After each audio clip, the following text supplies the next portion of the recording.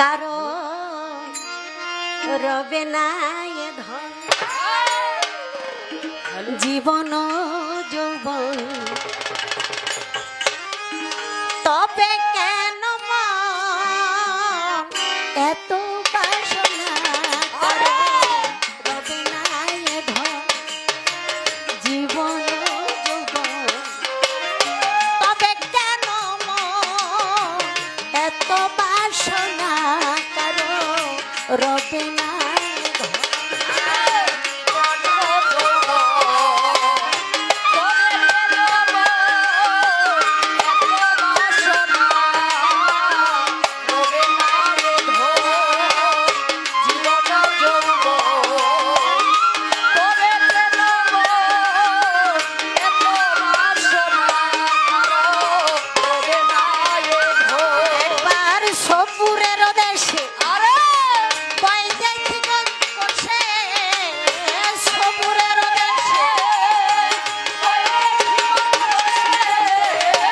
সবুরের দেশে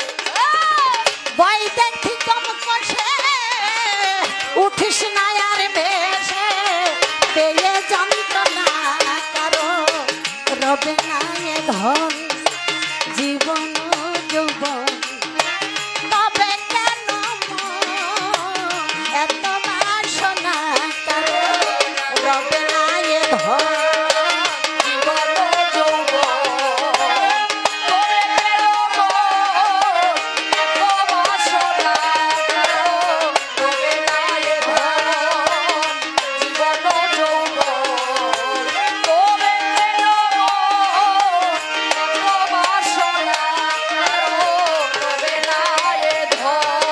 যে করে কালার চরণের আশা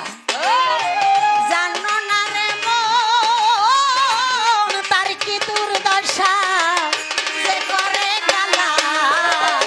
চরণের আশা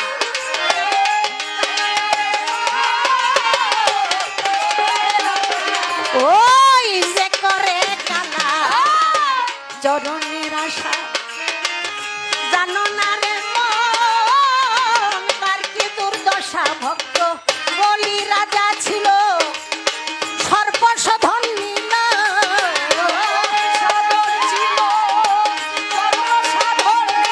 ভক্ত বলি রাজা ছিল সর্বসাধন নীল